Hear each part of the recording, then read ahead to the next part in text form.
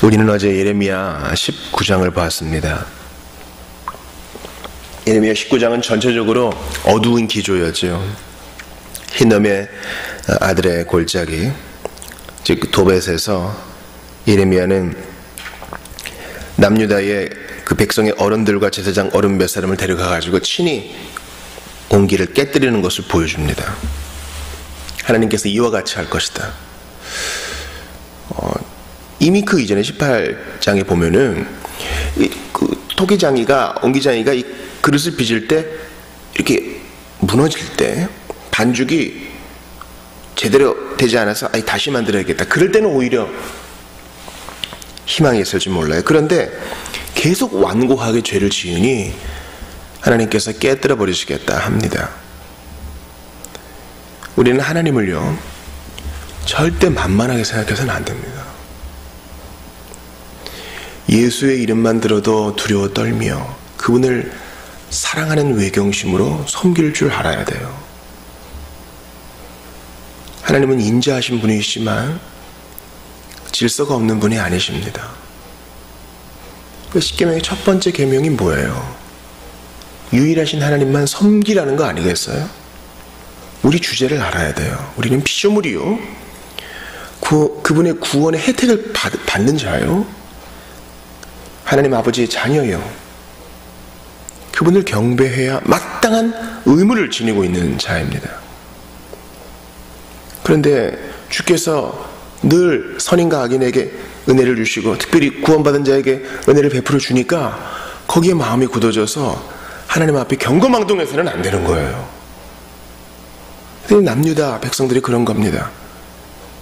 예레미야야, 너는 떠들어라. 우리 지금 잘 가고 있고 그동안 아무 문제가 없었어. 경거망동하는 거죠. 매를 벌고 있는 겁니다. 상당히 두려운 말씀이에요. 누가 예레미야를 고대의 책이라 했습니까? 오늘날 우리의 상황과 똑같은 거 아니에요? 한국교회 처음 세대들, 하나님께 정말 값없는 은혜를 받고 값없는 열매를 따먹은 적이 있습니다. 누군가가 희생하며 뿌려둔 씨였어요. 그런데 내가 한 것 같은 거예요. 사람들이 많아지고 돈이 많아지고 건물이 들어서고 사람들이 칭찬해 주니까 점점 마음이 굳어지고 이른바 외곽에서 외치는 선지자들과 같은 그런 선지자용 메시지를 듣지 않았습니다. 그러니 오늘날 이렇게 터지는 겁니다. 근 10년, 20년 동안에 한국교회가 도마 위에 오르지 않은 적이 없었어요. 앞으로 주님 오실 날까지 교회는 계속 이러한 오해와 비방의 대상이 될 것입니다. 그러나 우리가 잘못해서 비방받는 것에 대해서는 정말 처절하게 회개해야 하는 것입니다. 그런데도 돌이키지 않으면 심판의 불을 더 쌓는 것이죠. 어제 우리가 봤던 그 본문도 마찬가지예요. 어쩌다가 온기가 깨졌느냐? 계속 고집부려서. 우리도 마찬가지예요.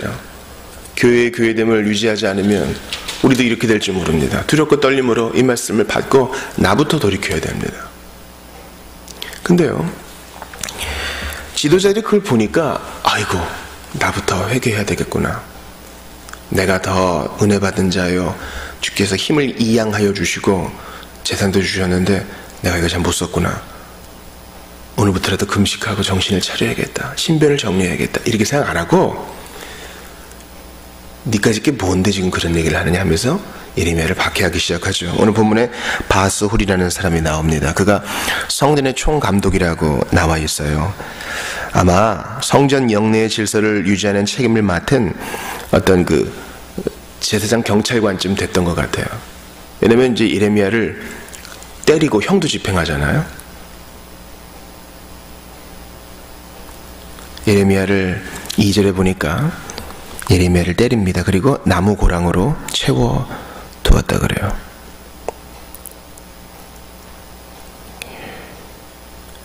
이제 칼을 차는 것처럼 우리나라 전통적인 그런 극심한 고통을 느꼈을 겁니다, 예레미야가. 그런데요, 이 바스훌에게 예레미야가 하는 얘기를 들어보세요. 원래 바스훌은 그 이름의 뜻이 여러 가지가 있어요. 사방의 결실이 풍성하다, 뭐 평안하다, 구원에 가깝다, 뭐 떼어내다, 여러 가지 뜻이 있죠. 아무튼 뭐 긍정적인 이름의 뜻이 있긴 있는 것 같아요. 이제 그 20장 이후에 나오는 바술과 동일 인물이 아닙니다.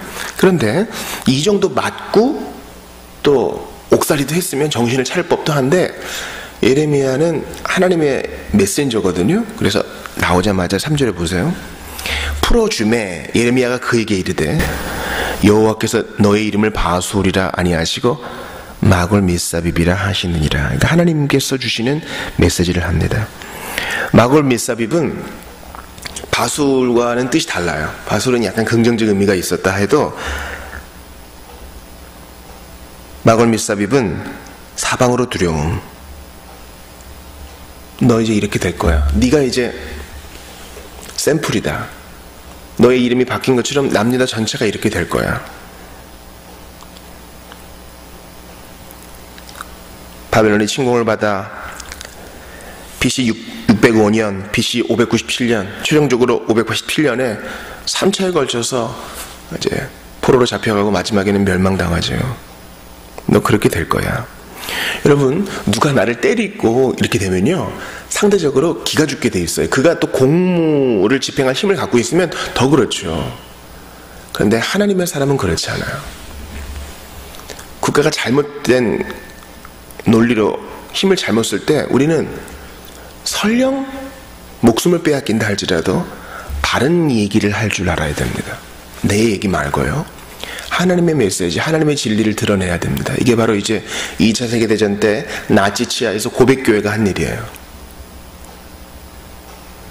만약에 국가가 국가의 이름으로, 이 국가주의는 새로운 우상으로 떠오를 수 있는데요, 국가가 국가의 이름으로 그리스도인을 억압하고 어떤 보호막과 울타리 정도를 넘어서서 우리의 교리를 간섭하고 바른 신앙적 실천을 하지 못하게 할 때 어떻게 할 겁니까?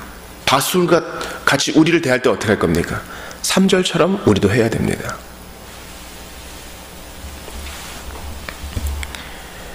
세습을 놓고 한 목사님이 고소를 당했어요. 그러니까 이 세습 반대 운동을 하다가 고소를 당하는 거죠. 그러면서 이제 설전이 오가는 겁니다. 말 한마디로 천냥빚을 갚는데 잘 넘어가지 왜 그러느냐. 그러나 그 세습 반대 운동을 하시는 목사님은 오히려 이렇게 말씀하셨어요. 천냥 내더라도 할 말은 하고 살렵니다. 너무 큰 거대 조직이어서 그 세습이 무효화되긴 참 어려운 것 같아요. 당사자들의 마음이 이미 굳었고요. 그것을 반대하는 사람들은 그게 그렇게 되건 안 되건, 물론 되면 좋지만 안 되더라도 그게 잘못됐다는 것은 외치는 거예요. 제가 데이비드 웰즈의 저서를 읽다가 아주 감동받은 적이 있어요. 데이비드 웰즈의 책은요, 상당히 깊이가 있고요, 또 많은 사람이 읽을 법하지 않아요. 근데 현대 기독교, 특별히 복음주의 기독교의 부족한 점을 조목조목 지적하고 우리의 나아갈 바를 알려주죠. 자기의 메시지가 변방의 소리인 걸 데이비드 웰즈도 알아요. 그러나 걔는 계속 지져야 된다는 겁니다. 집을 지키는 개가 도둑이 왔는데 가만히 있고 꼬리만 흔들면 그게 제 노릇을 한 것입니까? 닭은 새벽이 오면 울어야 되고 개는 짖어야 됩니다. 무슨 욕의 의미가 아니에요. 저는요, 어제 가만히 묵상을 하다가 섬광처럼 스치는 생각이 있었어요. 그것은 성경 전체가 뭐 역사서도 있고, 물론 모세오경도 있고, 역사에 대한 것도 있고, 시도 있고요, 그 안에 사랑 노래도 있고, 또 이런 복음서라는 독특한 장르도 있고, 신약 성경 안에서도 또 역사의 기록과 긴 편지들이 있죠. 또 계시에 대한 것도 있고요. 근데 가장 많은 부분을 여러분, 선지서가 차지하고 있어요. 분량 면에서 벌써 이사, 예레미야, 에스겔만 보세요. 이만큼이잖아요. 저는요, 사무엘과 역대기에 나와 있는 다윗 때의 그 영화로움을 보고 싶어요. 근데 그 시기가 지나고 선지자들은 아주 메마른 땅을 지나는 것만 같은 건건한 땅을 지나면서 자기 의무를 다해야 됐어요. 그는 그의 살아있는 그 생애 동안에 자기가 원하는 그 일을 보지는 못했습니다. 선지자들은 희생을 당했고 고초를 당했으며 순교까지 당했습니다. 말라기까지 그랬지요. 답답한 현실을 보며 가슴 아파하면서도 끝내 그 일이 성취되는 것은 보지 못했습니다.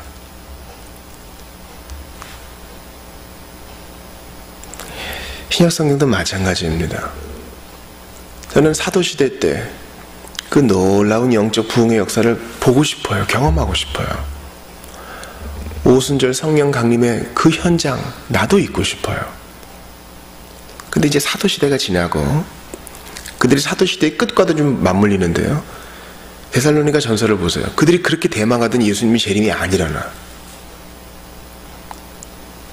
천년의 하루 같은 주님의 때를 기다려야 돼요. 그리고 이제 디모데의 세대예요. 교회 역사를 보면은 이제 속사도와 교부의 시대로 가는 거죠.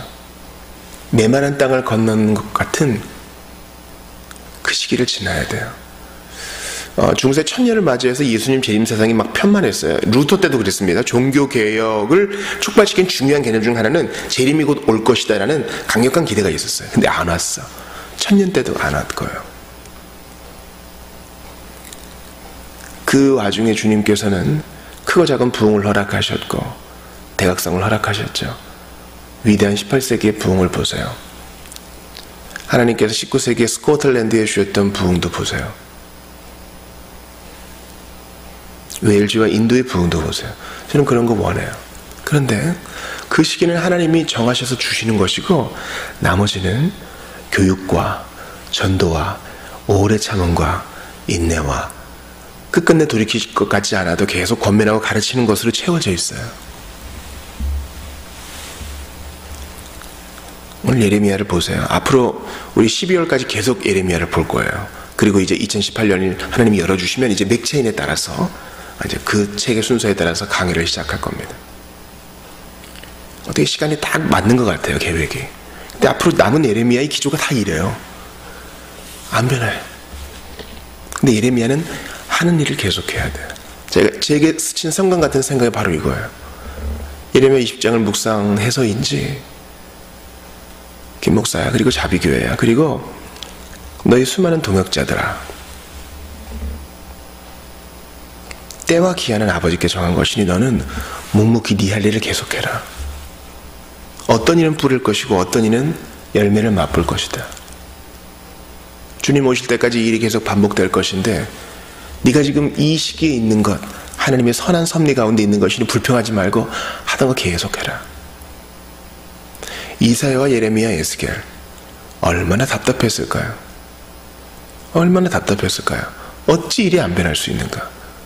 이건 제가 목회자로서 경험하는 것과 똑같아요, 여러분. 설교를 그렇게 많이 들었는데 그렇게 교리를 공부했는데 잘 안 변해. 물론 변하는 사람 있어요. 근데 내가 이쯤 되면 정말 이제 교회 일꾼이 되겠다 하는 사람은 잘 안 변해.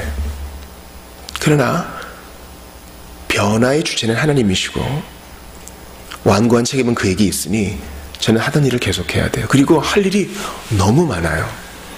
하나님께서 제게 주신 목회와 목양의 새로운 이 실험의 내용들이 너무너무 많아요. 그래서 가슴이 뛰고 시간이 늘 부족해. 시간이. 잠이 많은 내가 너무 부끄럽고요. 더 시간을 알차게 쓰지 못하는 내가 부끄러워요.